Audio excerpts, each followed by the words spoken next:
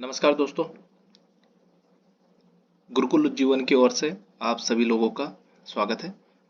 सबसे पहले तो आप सब लोगों से माफ़ी कि बहुत लंबे टाइम बाद हम इसमें कोई वीडियो अपलोड कर रहे हैं।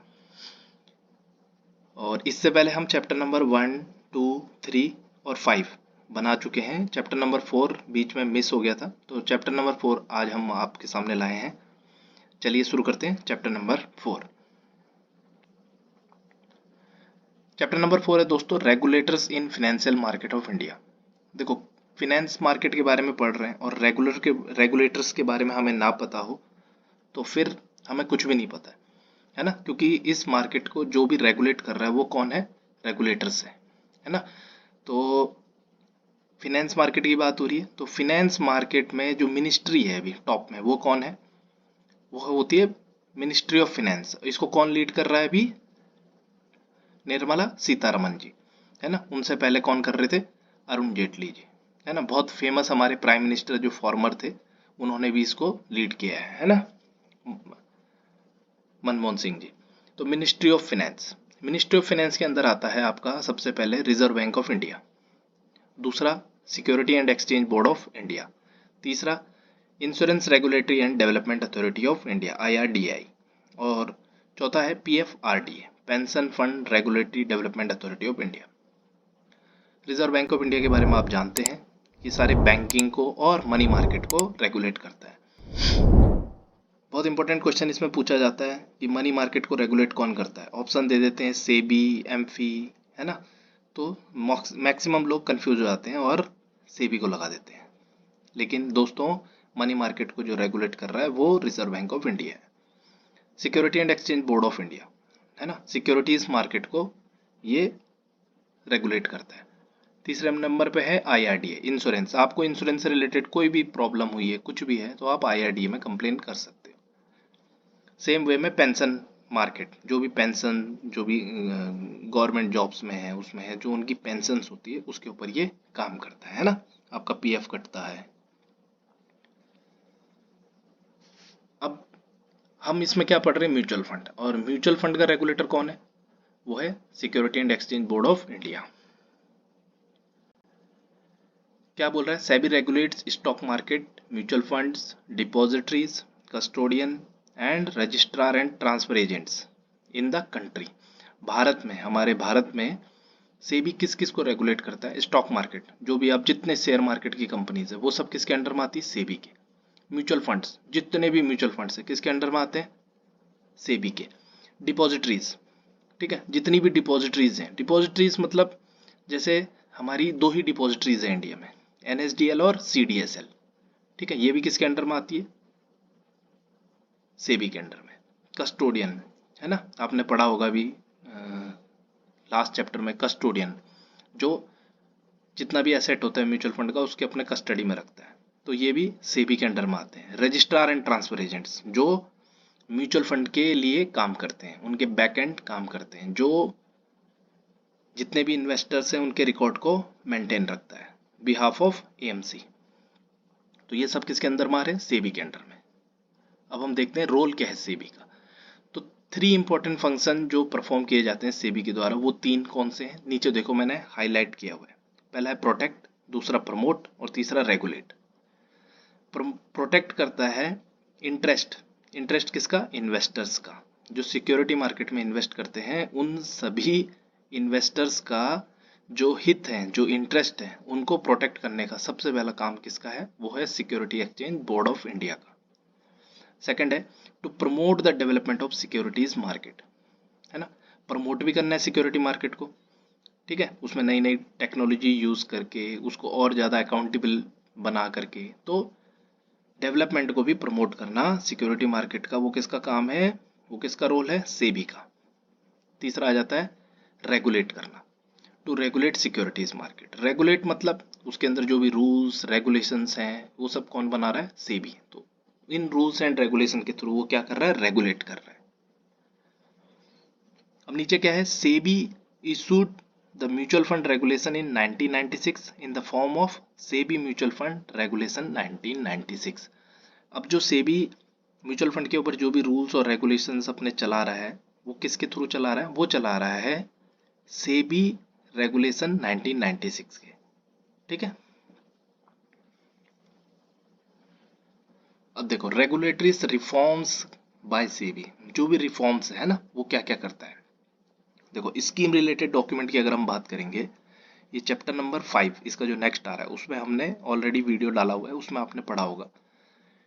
स्कीम रिलेटेड डॉक्यूमेंट में क्या होता है, उसमें आपको जो भी स्कीम में आप इन्वेस्ट करने जा रहे हो उसकी प्रॉपर कंप्लीट नॉलेज दी जाती है। तो ये क्या कह रहा है, ensure the relevant information is up to date.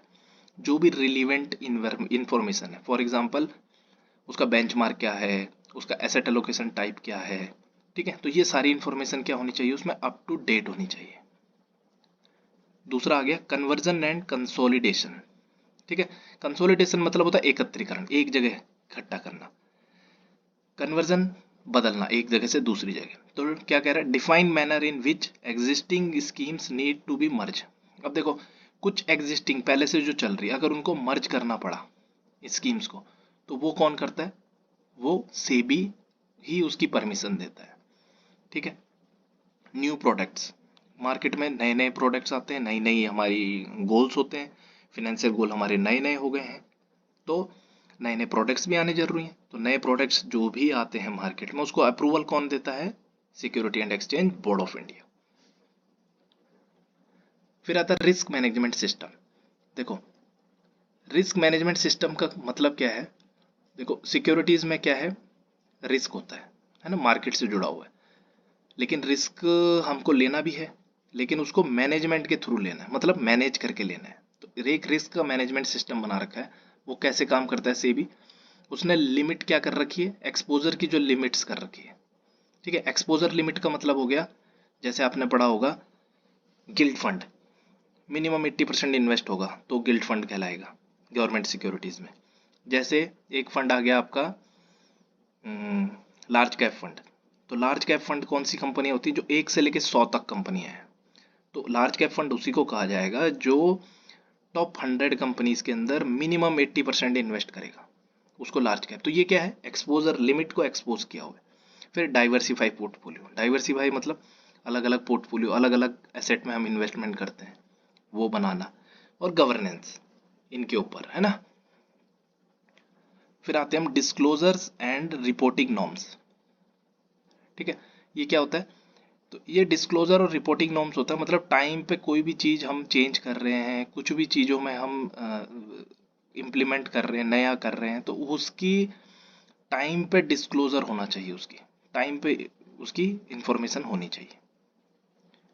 फिर है गवर्नेंस के नॉर्म्स। तो गवर्नेंस देखो गवर्नमेंट कैसे काम करती है ना, ऑडिट करती है सेबी, किसी भी टाइम ऑडिट कर सकती है, तो वो ऑडिट के थ्रू चेक करती है कोई धांधलीबाजी तो नहीं हो रही है। इंडिपेंडेंट डायरेक्टर आपने पढ़ा होगा अभी एक चैप्टर में, कि जिसमें अगर ट्रस्ट ना बना करके वो एक ट्रस्ट कंपनी क्रिएट कर देते हैं, ट्रस्टीज ना बना कर ट्रस्ट कंपनी, तो उसके क्या होने चाहिए, 4 बोर्ड ऑफ डायरेक्टर कम से कम होने चाहिए।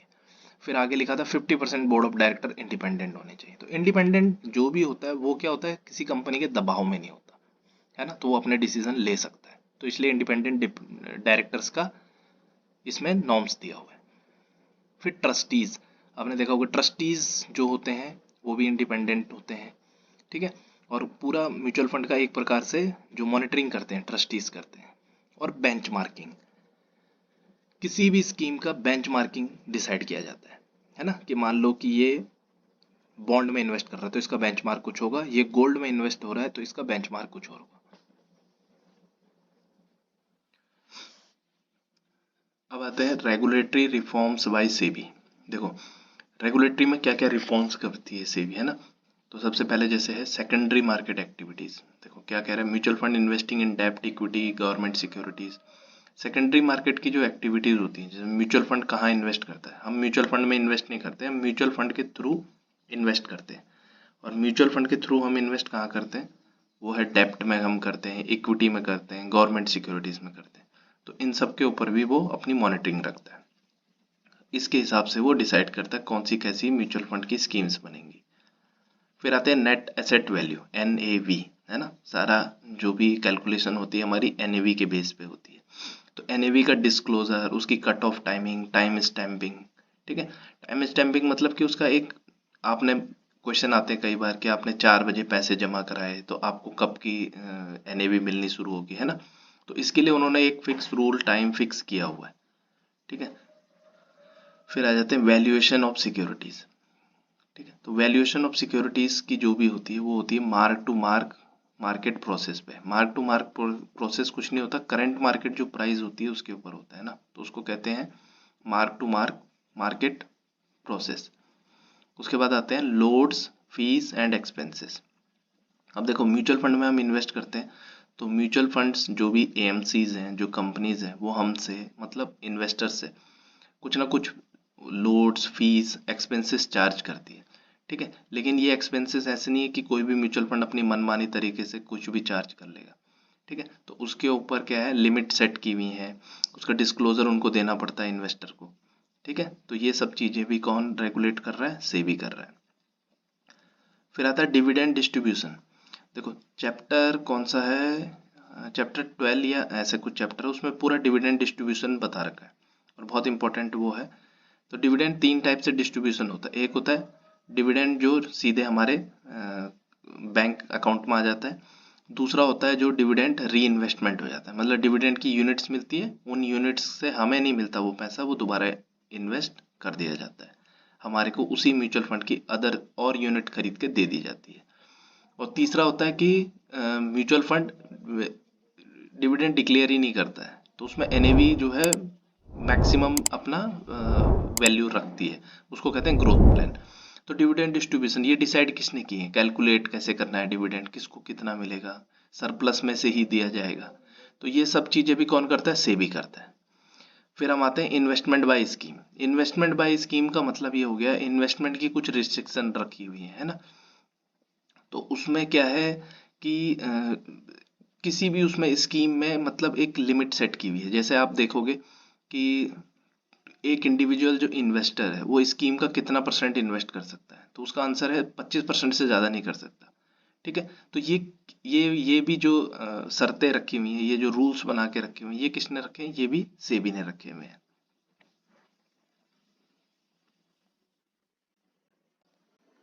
अब देखो रेगुलेटरी रिफॉर्म में हम आगे बढ़ेंगे, सेबी के जो भी रेगुलेटरी रिफॉर्म्स है तो उसमें आ जाता है फिर से एडवर्टाइजमेंट। देखो आपने कई सारे एडवर्टाइज देखे होंगे, आपको तेल के एडवर्टाइज देखे होंगे, जूही चावला बोलती है ये सिर पे लगाओ और बाल उग जाएंगे, है ना। खुद के हस्बैंड उनके गंजे हैं लेकिन खैर। तो ऐसे एडवर्टाइजमेंट आपने कभी भी फिनेंस के सेक्टर में, खास करके इंश्योरेंस में या म्यूचुअल फंड में कभी नहीं देखे होंगे, है ना। तो disclaimer in true and fair form, जो डिस्क्लेमर्स होते हैं इसके वो ट्रू और फेयर फॉर्म में होने चाहिए, कभी गलत आप कोई इंफॉर्मेशन नहीं दे सकते। ठीक है। दूसरा आता है इन्वेस्टर्स राइट्स एंड ऑब्लिगेशंस। देखो इन्वेस्टर्स के जो अधिकार हैं, जो उसके ऑब्लिगेशंस है ना, तो उसका विशेष ध्यान रखती है कौन, सेबी। जैसे penalty in case of delay in redemption. Redemption मतलब होता है कि जब हम अपने म्यूचुअल फंड को रिडीम कर रहे हैं, जब उसका हम सेल करके पैसे ले रहे हैं, तो अगर वो रिडम्पशन आपने कर दिया, मान लो आज है 8 तारीख, है ना, 8 तारीख को आपने रिडम्पशन लिया, तो सेबी ने इसके लिए रूल बना रखा है, ऐसे नहीं कि जब उनका मन करे तसल्ली से वो आपको पैसा देंगे, नहीं, उसका रूल बना रखा है विद इन 5 वर्किंग डेज के अंदर आपके वो पैसे आ जाने चाहिए आपके पास। अगर नहीं आता तो एक भी दिन, जितने भी दिन लेट होगा उसका 12% के रेट से उनको आपको इंटरेस्ट रेट चार्ज करना पड़ेगा। ठीक है। तो ये हो गया आपका ऑब्लिगेशंस और इन्वेस्टर्स के राइट्स के according. Certification and registration. Certification registration, जैसे आप सब लोग इसकी पढ़ाई कर रहे हो, है ना, NISM सीरीज 5A के लिए, तो आपको भी एक सर्टिफिकेट चाहिए इसका, है ना। आपने रजिस्ट्रेशन किया होगा पहले NISM सीरीज में, फिर अब आप एग्जाम दोगे। तो NISM certification mandatory for distributors. ये मैंडेटरी क्यों किया हुआ है, अनिवार्य क्यों किया है डिस्ट्रीब्यूटर के लिए, ये इसलिए अनिवार्य किया हुआ है ताकि उसको एक नॉलेज हो म्यूचुअल फंड की। बिना नॉलेज के अगर वो काम करेगा तो गलत इंफॉर्मेशन देगा, सही चीजें सेल नहीं कर पाएगा, इन्वेस्टर का लॉस होने के चांसेस बढ़ेंगे। ठीक है। तो ये भी एक रेगुलेटरी रिफॉर्म्स में आता है। Transaction, record of transaction by RTA। RTA क्या होता है, regulatory registrar and transfer agent, RTA का फुल फॉर्म होता है। RTA जैसे आपने एग्जांपल आप देखोगे, कार्वी हो गया, कैम्स के ऑफिस आपके आसपास जगह जगह पे रहते हैं, ये सारे RTAs होते हैं। और ये एक पूरे रिकॉर्ड ट्रांजैक्शन करते हैं बिहाफ ऑफ किसी भी एएमसी के लिए, ठीक है। तो ये भी सेबी के अंडर आते हैं। कैटेगराइजेशन, देखो कैटेगराइजेशन बहुत जरूरी होता है किसी भी स्कीम में। हम मान लो म्यूचुअल फंड है और वो कैटेगराइज ना हो, ओपन एंड, क्लोज एंड, डेप्ट oriented, equity oriented, hybrid, balance, है ना। तो इस टाइप से ये कैटेगरी में डिवाइड किया गया ताकि यूनिफॉर्मिटी आ सके। अब मान लो मैं बोलता हूँ कि मेरे को एक एक्टिव फंड चाहिए, तो कौन सी कंपनी का चाहिए, तो कोई भी कंपनी का है, एचडीएफसी के अंदर भी एक्टिव फंड होंगे, आईसीआईसीआई के अंदर भी होंगे, टाटा के अंदर भी होंगे। तो हम इसको कंपेयर कर सकते हैं आपस में स्कीम्स को यूनिफॉर्मिटी होने के बाद। तो कैटेगराइजेशन भी सेबी इसमें करता है। नेक्स्ट हम आते हैं SEBI advertisement code for mutual funds, है ना। आपने कई सारे ऐड देखे होंगे, मैंने जैसे अभी पहले ही बताया, खाने के ऊपर कुछ भी ऐड आ जाते हैं, पेप्सी, कोका कोला के ऊपर कुछ भी ऐड आ जाते हैं, बट आपने कभी भी फाइनेंशियल सेक्टर के ऐड नहीं देखे होंगे कि ये म्यूचुअल फंड खरीदो, ये 2 गुना कर देगा पैसा, 3 गुना कर देगा। किसी भी सेलिब्रिटी से आपने इस तरीके के विज्ञापन कभी भी, इस तरीके के एडवर्टाइजमेंट, इस तरीके के स्टेटमेंट्स नहीं सुनी होंगी। उसका कौन रीजन है? उसका सेबी बहुत बड़ा जिम्मेदार है ना। सेबी ने इसमें अपने जो रेगुलेटर्स है, वो रेगुलेशंस है, उसमें इतना टाइट पॉलिसी बना रखी, कोई इसका यूज मिसयूज नहीं कर पाता। क्या लिखा है देखो, एडवर्टाइजमेंट शैल बी एक्यूरेट, वो एक्यूरेट होना चाहिए, ट्रू होना चाहिए, फेयर होना चाहिए, क्लियर होना चाहिए, कंप्लीट होना चाहिए। कंप्लीट मतलब आधी इंफॉर्मेशन दी आधी छुपा दी, वो नहीं होना चाहिए, ठीक है। एंड कंसाइज, कंसाइज मतलब एक फिक्स वे में होनी चाहिए। Advertisement shall not carry any slogan that is exaggerated, है ना, कहते हैं ये दिल मांगे मोर, इस टाइप के कोई भी स्लोगन्स नहीं होने चाहिए। नो मिसलीडिंग, बायस्ड और deceptive statement in acceptable in advertisement. देखो अभी क्या बोल रहा है, कोई भी मिसलीड करने वाली कोई स्टेटमेंट, बायस होता मतलब किसी के प्रति आपका झुकाव रहे, है ना, तो किसी के प्रति झुकाव नहीं होना चाहिए। डिसेप्टिव मतलब गलत कुछ भी स्टेटमेंट, है ना, वो एक्सेप्ट नहीं करता एडवर्टाइजमेंट में सेबी। तीसरे पॉइंट में क्या रहा है, extensive use of legal terminology और complex language should be avoided. देखो क्या होता है, मतलब लीगल टर्मिनोलॉजी जो होती है ना, वो ऐसे वर्ड्स होते हैं जो आम इंसान, आम जो जनता होती है ना, वो समझ नहीं आती। तो इन्वेस्टर उसके भी जरूरी नहीं कि समझ में आए, तो इसलिए सेबी की गाइडलाइंस होती है कि एडवर्टाइजमेंट में आप सिंपल वर्ड्स का यूज करो। फिर है advertisement shall be accompanied by standard warning in legible. Legible क्या होता है, जो पढ़ने लायक फॉन्ट्स हो, है ना। फॉन्ट्स कई प्रकार के होते हैं, बहुत छोटे में लिख देते हैं, समझ ही नहीं आता है। तो लेजिबल फॉन्ट्स में एडवर्टाइजमेंट होना चाहिए। और एक आपने स्टेटमेंट कई जगह सुना होगा, पूरी ऐड करने के लास्ट में क्या लिखा होता है, mutual fund investment are subject to market risk, read all scheme related documents carefully, है ना। तो इसका मतलब आप सबको पता चल गया होगा कि मतलब कि जो भी जोखिम से रिलेटेड डॉक्यूमेंट्स है, इन्वेस्टमेंट से रिलेटेड जो भी स्कीम रिलेटेड डॉक्यूमेंट्स है, उनको केयरफुली पढ़ें, है ना, और उसके बाद ही निवेश करें। अगर उसके बाद आप निवेश करते हो और लॉस होता है तो वो म्यूचुअल फंड की जिम्मेदारी नहीं है, सेबी की जिम्मेदारी नहीं है, वो जिम्मेदारी आपकी खुद की, इन्वेस्टर की खुद की मानी जाती है। उसके बाद हम आते हैं, the celebrity endorsement shall not promote any particular scheme. जो सेलिब्रिटी होते हैं ना, उनका अपना एक मतलब पूरे उसमें एक अपनी एक छाप होती है, वो कुछ भी बोलते हैं तो बहुत से लोगों तक वो मैसेज पहुंचता है। तो सेलिब्रिटी किसी भी पर्टिकुलर स्कीम का प्रमोशन नहीं कर सकते, इसलिए आपने कभी भी देखा नहीं होगा अमिताभ बच्चन या अक्षय कुमार या कोई बड़े बड़े सेलिब्रिटी जो भी हैं कि वो किसी भी इंश्योरेंस का या किसी भी म्यूचुअल फंड का प्रमोट कर रहे हैं, किसी पर्टिकुलर का कर ही नहीं सकते। वो अगर करते हैं तो पूरी इंडस्ट्री का करते हैं। वो ये बोलते हैं म्यूचुअल फंड में इन्वेस्ट करो, म्यूचुअल फंड बढ़िया है, ये कभी नहीं बोलते कि ये म्यूचुअल फंड में करो, है ना। तो ये भी हमारे सेबी एडवर्टाइजमेंट कोड के अंदर आता है। SEBI advertisement code for mutual fund में उसमें क्या है, पूरा क्या क्या डिटेल लिखी होती है, स्कीम का टाइप क्या है, ओपन एंड है, क्लोज एंड है, डेप्ट बेस है, पास्ट परफॉर्मेंस क्या रहा है, ठीक है, वो दिया होता है। बेंचमार्क क्या है इसका, मतलब जिसके साथ हम इसको कंपेयर करेंगे। फंड मैनेजर का नाम, उसका एक्सपीरियंस, एक्सपेंसेस, इसमें कितना खर्चा हो रहा है। फिर उसके बाद रिस्क, इसके अंदर रिस्क कितना है, वो रिस्कोमीटर से भी दिया होता है, रिस्कोमीटर से हम तुरंत जान सकते हैं। फिर AUM मतलब कितना एसेट मैनेज हो रहा है इस पर्टिकुलर स्कीम के अंदर, वो कहलाता है AUM। फिर है लॉन्च की डेट, कौन सी डेट को ये लॉन्च हुआ। तो ये सारी चीजें जो है एडवर्टाइजमेंट में किसी भी पर्टिकुलर स्कीम के बारे में आपको देखने को मिलेगी, चाहे वेबसाइट पे हो चाहे वो रिटन फॉर्म में हो। अब हम बात करते हैं इन्वेस्टर्स के राइट्स और ऑब्लिगेशंस, है ना, उसके क्या क्या राइट्स हैं, क्या क्या चीज़ों पे ऑब्लाइज कर सकता है, वो हम समझेंगे। तो right to beneficial ownership, right to beneficial ownership मतलब बेनिफिशियल ऑनरशिप का उसको राइट मिला हुआ है। जितना भी म्यूचुअल फंड में हम पैसा देते हैं, उस पैसे से जो भी एसेट खरीदी जाती है, उस एसेट्स के बेनिफिशियल ऑनर कौन होते हैं? हम होते हैं, है ना। उसके बाद है right to change the distributor. हम किसी भी डिस्ट्रीब्यूटर के थ्रू, मान लो हमने म्यूचुअल फंड परचेज किया है ना, उसके सजेशन पे हमने म्यूचुअल फंड परचेज किया और अब हमको उसकी सर्विस जो है, किसी पर्टिकुलर म्यूचुअल फंड डिस्ट्रीब्यूटर की सर्विस पसंद नहीं आ रही है किसी भी कारण से, तो हम उसको चेंज कर सकते हैं। उसमें हमको कोई नो ड्यूज या उससे परमिशन लेने की कोई जरूरत नहीं है। हम जब मर्जी चाहे अपने डिस्ट्रीब्यूटर को बदल सकते हैं, जितनी बार चाहे उतनी बार बदल सकते हैं, ठीक है ना। उसके बाद है राइट टू इंस्पेक्ट डॉक्यूमेंट्स। देखो कई सारे डॉक्यूमेंट्स होते हैं, आपके ट्रस्ट का डीड होती है, उसके बाद आपका scheme information document, SID SAI है, ठीक है। तो ये सारे डॉक्यूमेंट्स को हम इंस्पेक्ट कर सकते हैं, कभी भी हम चाहे तो इनको चेक कर सकते हैं। Right to appoint nominees. देखो हम किसी भी जगह इन्वेस्ट करते हैं, चाहे आपने बैंक खाता खोला, चाहे डीमैट खाता खोलेंगे, या आप कोई भी इन्वेस्टमेंट करते हैं, FD RD, तो सब जगह एक नॉमिनी रखते हैं कि कल की डेट में कुछ नेचुरल या कोई भी तरीके से हमारी कोई डेथ हो जाए, कुछ भी हो जाए, तो उस टाइम पे वो पैसा किसको मिल जाए, उसमें कोई परेशानी ना हो, तो वो अपॉइंट नॉमिनी करते हैं। ये क्वेश्चन पूछा जाता है कितने नॉमिनी अपॉइंट कर सकते हैं, तो एक कोई भी स्कीम में 3 नॉमिनी अपॉइंट करा जा सकता है। उसके बाद है right to pledge mutual fund units. Pledge का मतलब होता है गिरवी रखना। देखो आप कोई भी चीज़ है, आपका गोल्ड है, आपकी मर्जी, आप गोल्ड की ज्वेलरी बनाएं, उसको गिरवी रख दें, उसको बेच दें, आपकी इच्छा है। तो सेम जैसे यूनिट्स होती हैं जो हमारी, वो भी हमारी अपनी खुद की एसेट है, उसके साथ भी हम प्लेज कर सकते हैं। मतलब उसको हम गिरवी रख के उसके बदले में अगर पैसा की हमको जरूरत पड़ती है तो हम पैसा ले सकते हैं। तो right to pledge mutual fund units, हम म्यूचुअल फंड की यूनिट्स को प्लेज कर सकते हैं, ये भी हमारा राइट है।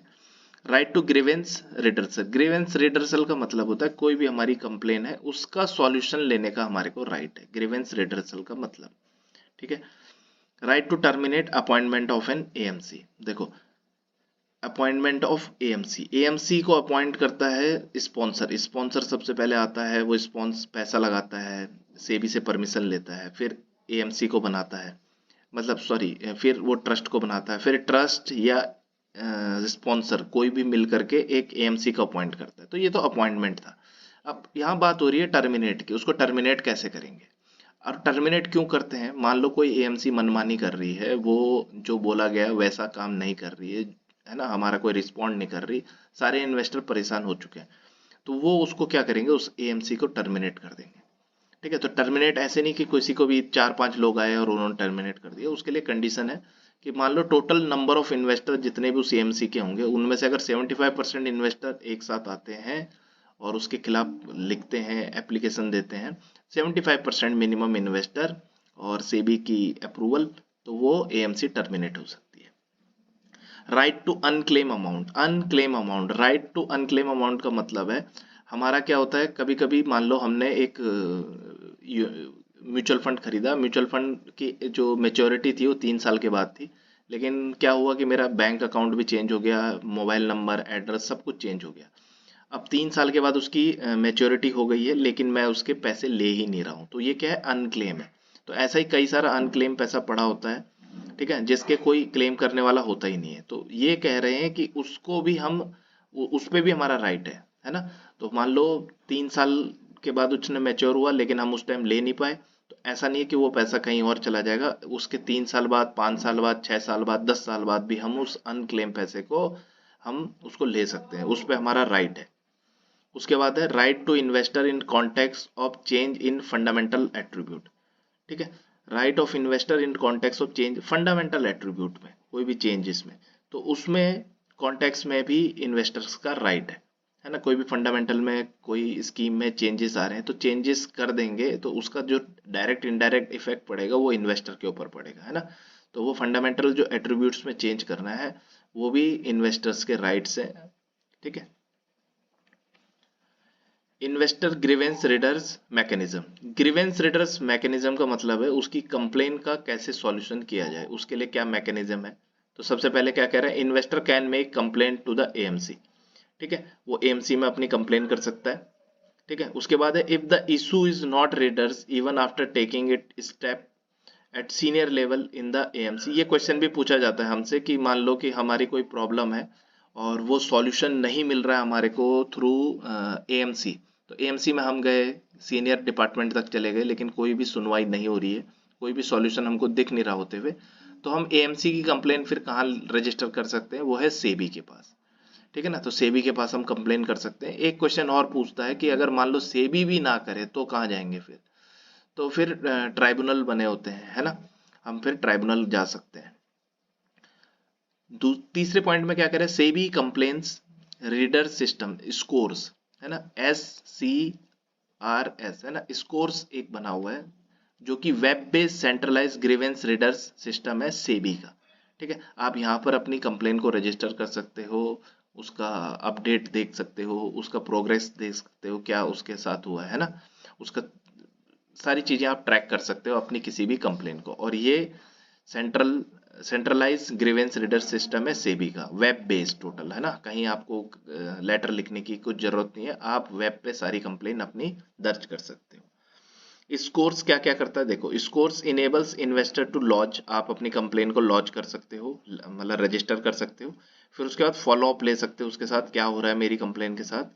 ठीक है, और ट्रैक कर सकते हो स्टेटस, जो रिडर्सल सॉल्यूशन का जो आपकी कंप्लेन का, उसको ट्रैक कर सकते हैं ऑनलाइन थ्रू वेबसाइट। ठीक है, तो ये है आपका investor grievance readers mechanism. Amphi conduct for intermediaries. देखो, सबसे पहले इसमें एम्फी, तो आप सब लोगों को पता चल गया, आपने पिछले चैप्टर्स पढ़े हैं, association of mutual fund in India. ठीक है, जितने भी म्यूचुअल फंड है इंडिया में उन सब का ये एसोसिएशन है। इसका काम क्या होता है, सेबी के पास, गवर्नमेंट के पास, रिजर्व बैंक ऑफ इंडिया के पास जितने म्यूचुअल फंड है उनकी तरफ से ये उनको रिप्रेजेंट करता है। उनकी कोई प्रॉब्लम है, उनके कोई सजेशंस हैं, तो ये सेबी के पास या reserve bank of India government के पास ये पहुंचाने का एम्फी काम करता है। अब एक और काम एम्फी का बहुत इंपॉर्टेंट है, वो है amphi code for amphi conduct for intermediaries. अब सबसे पहले इंटरमीडियरीज कौन होते हैं, तो इंटरमीडियरीज वो सभी लोग होते हैं जो म्यूचुअल फंड की डीलिंग में जुड़े हुए होते हैं, चाहे वो बैंक के एम्प्लॉयज हो, चाहे वो इंडिविजुअल डिस्ट्रीब्यूटर हो, ठीक है ना, चाहे नॉन फाइनेंशियल कंपनीज में कहीं पर भी जो भी म्यूचुअल फंड से जुड़े हुए हैं वो सारे इंटरमीडियरीज होते हैं। और जितने भी इंटरमीडियरीज होते हैं इनको कोड ऑफ कंडक्ट जो किसके फॉलो करने पड़ते हैं, किसके रूल्स, वो एम्फी के। ठीक है, क्योंकि एम्फी ही वो है ऑर्गेनाइजेशन जो हमारे को ARN नंबर देती है, मतलब डिस्ट्रीब्यूटर बनाती है। Amphi registration number, ARN number हमारे को प्रोवाइड करती है, तो रूल्स भी उसी के लगेंगे। तो क्या कह रहा है, देखो, amphi has also frame a set of guidelines and code of conduct. उसने कुछ गाइडलाइंस और कुछ कोड ऑफ कंडक्ट सेट किए हुए हैं, किसके लिए, इंटरमीडियरीज के लिए, और उसको, ठीक है, सॉरी यहाँ पर AMR लिखा है, amphi guidelines and norms for intermediaries होगा, है ना, amphi guidelines and norms for intermediaries. और फाइनली इस चैप्टर के एंड में amphi conduct for intermediaries. Amphi क्या है, सबसे पहले हमें ये पता होना चाहिए, एम्फी है association of mutual fund in India. बहुत सारे स्टूडेंट इसमें कंफ्यूज रहते हैं कि एम्फी, सेबी, AMC ये क्या चीज है। देखो, अगर इसको समझेंगे हम तो सबसे पहले, अगर सेबी, तो सेबी बॉस है, security and exchange board of India, वो रेगुलेटर है, कोई भी चेंजेस वो कर सकता है। ठीक है, अगर हम बात करेंगे एम्फी की, तो एम्फी एक एसोसिएशन है, जितने भी म्यूचुअल फंड है इंडिया में, AMCs हैं, उन सबका एक एसोसिएशन है। और एसोसिएशन का काम क्या होता है, ये जितने भी गवर्नमेंट है, RBI है, सेबी है, वहां जाकर के ये जितने AMCs हैं उनकी बात पहुंचाता है। तो ये amphi code of amphi conduct amphi का काम होता है। तो एम्फी की फुल फॉर्म है association of mutual fund in India. जितने भी म्यूचुअल फंड इंडिया में है उनका ये एसोसिएशन है, रेगुलेटरी बॉडी नहीं है। तो एम्फी सिर्फ सिफारिश दे सकता है, रिकमेंडेशन दे सकता है, सजेशन दे सकता है, कोई भी चीज रूल्स नहीं बना सकता। रूल कौन बनाएगा, रूल बनाएगा आपका केवल और केवल सेबी। अब आते हैं AMC पे। AMC क्या है, एसेट मैनेजमेंट कंपनी है, जितनी भी एसेट मैनेजमेंट कंपनी, जैसे टाटा की हो गई, रिलायंस की हो गई, उसके बाद तुम्हारा SBI हो गया, ICICI, HDFC, ये सारे के सारे क्या है, AMCs है। ठीक है, तो इन्हीं सब AMCs में से मिल करके बनाया एमफी को। अच्छा, एमफी का और काम क्या है यहाँ पर देखो, AMFI has also frame a set of guidelines and code of conduct. देखो उससे पहले हम ये देखते हैं AMFI conduct for intermediaries. Intermediaries कौन है? इंटरमीडियरीज वो सभी लोग हैं, वो सभी इंडिविजुअल्स हैं जो म्यूचुअल फंड के सेल परचेज से या म्यूचुअल फंड के ऑपरेशन से जुड़े हुए हैं, वो सारे इंटरमीडियरीज होते हैं, खास करके जो सेल्स में रहते हैं। तो उन सब के ऊपर एमफी के कंडक्ट, कोड ऑफ कंडक्ट लागू होते हैं। तो क्या कह रहे हैं, AMFI has also frame a set of guidelines and code of conduct for intermediaries. जितने भी इंटरमीडियरीज हैं उनके लिए एक गाइडलाइंस तैयार की हुई है और कोड ऑफ कंडक्ट तैयार किया हुआ है, जिसको हम कहते हैं AMFI guidelines and norms for intermediaries. Short form में अग्नि इसको कहा जाता है। ठीक है ना। क्या होता है इसके अंदर, कंसिस्टिंग ऑफ इंडिविजुअल एजेंट्स, ये जितने भी इंडिविजुअल एजेंट्स होते हैं, ब्रोकर होते हैं, डिस्ट्रीब्यूशन हाउस होते हैं, बैंक्स जो इंगेज है सेलिंग में म्यूचुअल फंड्स प्रोडक्ट्स को। ठीक है ना। तो म्यूचुअल फंड प्रोडक्ट सेलिंग में जो भी इन्वॉल्व होंगे वो सभी लोग कहलाते हैं इंटरमीडियरीज। ठीक है। अब देखो क्या क्या क्या उनके ऊपर होगा, breach of contract by intermediary result in following action by AMFI. अगर जो ये एमफी गाइडलाइंस है, नॉर्म्स है ना, या कोड ऑफ कंडक्ट्स हैं, अगर इसका कोई फॉलो नहीं करता है, इसको ब्रीच करता है, इसका उल्लंघन करता है, तो उसके साथ क्या होगा देखो। पहला, ask for explanation within 3 week. अगर वो पकड़ा जाता है और तो उसको एक्सप्लेनेशन के लिए 3 हफ्ते का टाइम दिया जाएगा। 3 हफ्ते के टाइम के बाद इफ नॉट सेटिस्फैक्ट्री, अगर उसका जो एक्सप्लेनेशन मांगा है 3 हफ्ते में वो सेटिस्फैक्ट्री नहीं है, तो एमफी उसको एक वार्निंग लेटर दे देगी। ठीक है। Subsequent violation will result in cancellation. अगर मान लो उसके बाद भी कोई वायलेशन होता है उसके द्वारा फिर भी, तो क्या होगा उसमें उसमें उसका जो एमफी का ARN नंबर है वो कैंसिल कर दिया जाता है। ये क्वेश्चन भी पूछे जाते हैं कई बार हमसे, है ना। तो इसका ध्यान देना है कि सेकेंड टाइम में उसका कैंसिल कर दिया जाएगा। तो ये हमारा दोस्तों चैप्टर नंबर 4 कंप्लीट हुआ। अब हमारे टोटल इसमें चैप्टर हो गए हैं 1 2 3 4 और 5 पहले ही चैप्टर इसमें था, तो ये 4 कंप्लीट हो गया। और एक बार फिर से सभी लोगों को सॉरी कि बहुत लंबे टाइम बाद ये वीडियो आया है इसमें। अभी हम इसमें रेगुलर वीडियो रखेंगे। ठीक है। अच्छा, किसी को अगर हमारी ऑनलाइन क्लास भी ज्वाइन करनी हो तो हमारा कॉन्टेक्ट नंबर सामने आपके अवेलेबल है, ये व्हाट्सएप भी है। तो कैसे आप इसको ज्वाइन कर सकते हैं, आप हमसे बात कर सकते हैं, हमें व्हाट्सएप कर सकते हैं। ये टोटली फ्री ऑफ कॉस्ट है। ये मतलब CSR एक्टिविटी के थ्रू किया जा रहा है। तो इसमें आपको इवन एग्ज़ाम की फ़ीस भी नहीं पे करनी होगी और आपको ARN की फ़ीस भी पे नहीं करनी होगी, और ऑनलाइन क्लासेस हम वो तो फ्री करवाते हैं। अच्छा दोस्तों, आपको अगर वीडियो अच्छा लगा तो प्लीज़ आप इसको सब्सक्राइब कीजिए, अपने दोस्तों को शेयर कीजिए। ठीक है, और जुड़े रहिए हम सब लोगों से। Thank you so much. धन्यवाद। जय हिंद।